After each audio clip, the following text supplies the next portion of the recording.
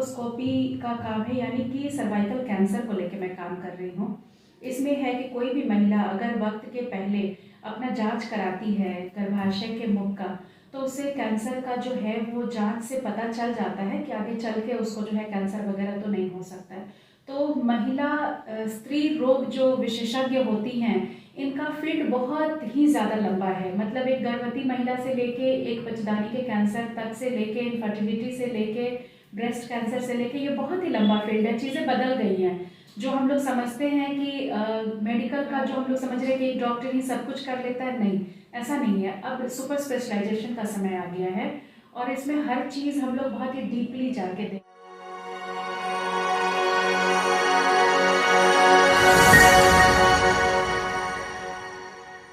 नमस्कार व प्रणाम तमाम जनता जनार्दन के हम उज्ज्वल निर्मल भोजपुरिया माटी न्यूज चैनल से आज पहुंचे हैं छपरा के एक ऐसे सुप्रसिद्ध महिला डॉक्टर से आप सभी के साथ रूबरू करा रहे हैं चिकित्सा है महान कार्यक्रम को लेकर। इनका नाम है प्रियंका साड़ी। मैं इनसे जानने की कोशिश करूँगी कि छपरा शहर में कितने दिन से छपरा के लिए बेहतर सेवा दे रही हैं और किस स्पेशलिस्ट के तहत यहाँ पे अपना छपरा शहर की विशेष सेवा दे रही हैं और क्या परिचय रहेगा। स्वागत है मैडम हमारे चैनल में। क्या परिचय है आपका हमारे चैनल के माध्यम से दर्शकों का? नमस्कार उज्ज्वल जी, बहुत बहुत धन्यवाद। और मैं डॉक्टर प्रियंका शाही, स्त्री रोग विशेषज्ञ हूँ। छपरा में 10 साल से ऊपर हो गए मुझे प्रैक्टिस करते हुए। ऑब्स्टेट्रिक एंड गायनिकोलॉजी एक ऐसा फील्ड है जिसमें गर्भवती महिलाएं या नॉर्मल कोई भी महिला जिससे किसी भी तरह का समस्या हो, पीरियड से रिलेटेड, सफ़ेद पानी जाना, कैंसर से रिलेटेड या और भी जो भी आपकी महिला संबंधित समस्याएं होती हैं, ये दोनों ही कवर करता है। सो ऑब्स और गायनी ये दोनों दो अलग अलग सब्जेक्ट हो गए। इन दोनों के क्षेत्र में लोगों की जानकारी यही है कि हम लोग महिला जो डॉक्टर होते हैं वो एक्चुअली सर्जन भी हैं और फिजिशियन भी हैं। इसका ये मतलब हुआ कि आपका गर्भ जो है, आपका बच्चा, वो सुरक्षित रहे, चाहे नॉर्मल डिलीवरी के माध्यम से या सिजेरियन के माध्यम से। सो एक सुरक्षित माँ और सुरक्षित शिशु का ही हमारा मेन उद्देश्य होता है ऑब्स्टेट्रिक एंड गायनिकोलॉजी का। अच्छा मैम, एक और खास बात आपसे जानने की कोशिश करूँगा कि बहुत सारे महिलाएं जो है, लड़कियां जो है, किसी का पीरियड रुक जाता है, किसी का पीरियड लेट से आता है। ये क्या बीमारी का किसी का संकेत दे रहा है या ऐसा कुछ नेचुरली सिस्टम से होता है? उज्ज्वल जी, ये नॉर्मल भी हो सकता है। पीरियड किस उम्र में, जैसे कि कोई किशोरावस्था की लड़कियां हैं या महिलाएं हैं जो 30 साल से ऊपर की हैं या 50 साल की उम्र की हैं, तो ये अलग अलग उम्र के हिसाब से पीरियड का प्रॉब्लम होता है।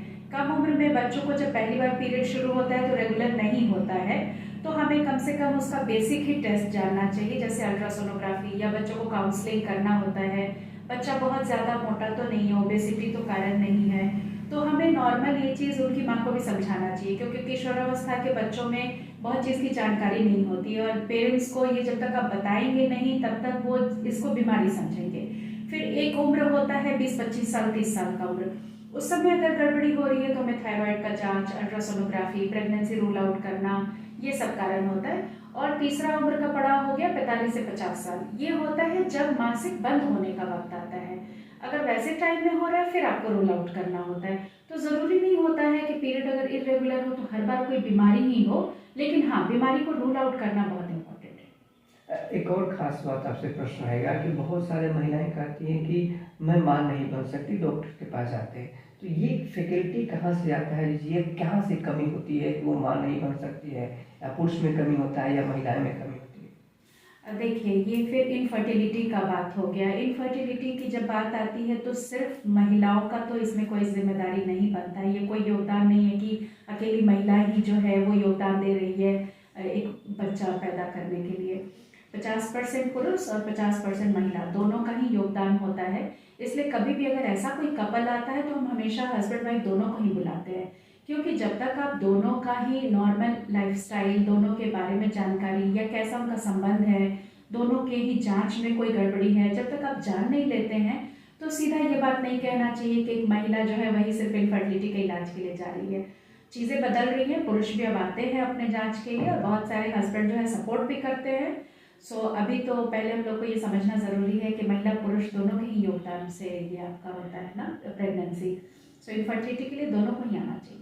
अच्छा मैम, एक बात और आपसे पूछना चाहूँगे कि आप कहाँ से पढ़ाई लिखाई की और 10 सालों से छपरा शहर के लिए आप सेवा दे रही हैं। ऐसा 10 सालों में ऐसा कोई मरीज नहीं मिला क्या? ऐसा कोई गरीब परिवार का कोई मरीज मिला हो जिनके पास पैसा से ऑपरेशन कराने में नामुमकिन हो, वो आप लोग उनको बेनिफिट दिए हो, ऐसा हुआ है? देखिए, मैंने अपनी पढ़ाई जो है कटिहार मेडिकल कॉलेज से की है, जो बिहार में ही है। मेरा शुरू से रहना यही बिहार में ही हुआ है। मेरी माता जी यही गायनिकोलॉजिस्ट हैं, डॉक्टर विमला शाही। सो मेरा बहुत ज़्यादा समय छपरा में ही बीता है। कुछ दिनों के लिए पढ़ाई और काम के सिलसिले में मैं नेपाल में भी रही हूँ 3 साल। उसके बाद मेरी पढ़ाई जो है डॉक्टर आशा बख्शी, डॉक्टर शारदा जैन, डॉक्टर पंकज तलवार, जो कि गायनी के बहुत ही रिनाउंड नेम्स हैं, उनके अंडर मेरी ट्रेनिंग हुई है। मैंने बिरला IVF से इनफर्टिलिटी की ट्रेनिंग ली है। तत्काल मेरा जो मेन क्षेत्र है वो कॉल्पोस्कोपी का काम है, यानी कि सर्वाइकल कैंसर को लेकर मैं काम कर रही हूँ।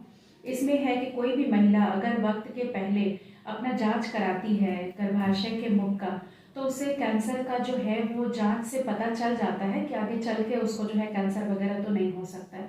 तो महिला स्त्री रोग जो विशेषज्ञ होती हैं, इनका फील्ड बहुत ही ज़्यादा लंबा है। मतलब एक गर्भवती महिला से लेके एक बच्चेदानी के कैंसर तक से लेके इनफर्टिलिटी से लेके ब्रेस्ट कैंसर से लेके ये बहुत ही लंबा फील्ड है। चीज़ें बदल गई हैं।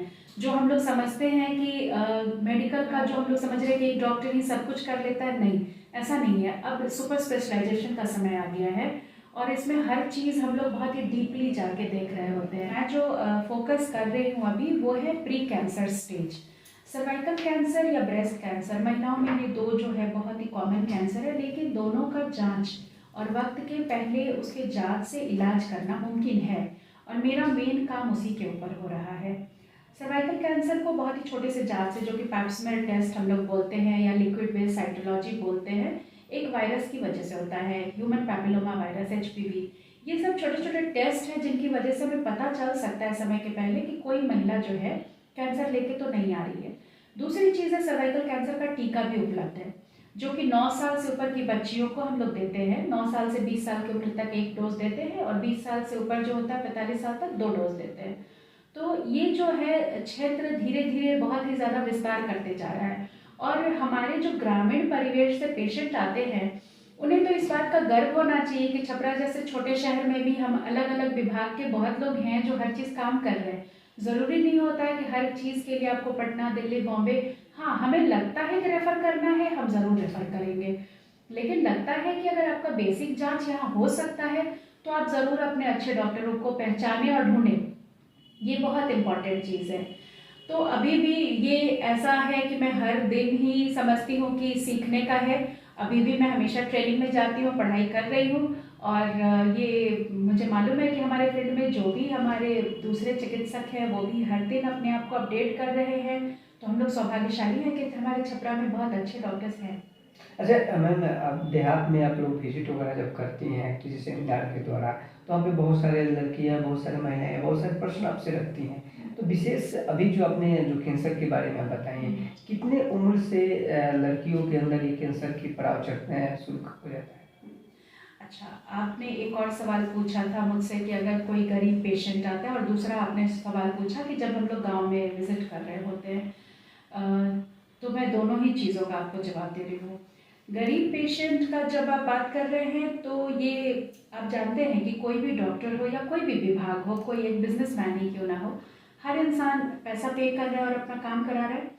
पर मेडिकल एक ऐसा क्षेत्र है जहां आप कितना भी पेमेंट करते हैं ना, उस पर्टिकुलर जो समय को जो हम लोग जीते हैं OT के अंदर या जो भी इमरजेंसी डील कर रहे होते हैं, उसका कोई पेमेंट आप कभी नहीं कर सकते, क्योंकि हम लोग अपना वक्त, अपना दिमाग, दिल सब कुछ पेशेंट के साथ जोड़े रहते हैं। ऐसे बहुत सारे पेशेंट्स मिले हैं, मैं अब किसी का नाम रख के नहीं बोलना चाहूँगी, पर कभी पेशेंट अपना खेत गिरवी रख के आता है, कभी गहना गिरवी रख के आता है, और ऐसा भी वक्त है जब मैंने सब कुछ लौटा के अपने पैसे से ही उसका ऑपरेशन किया है।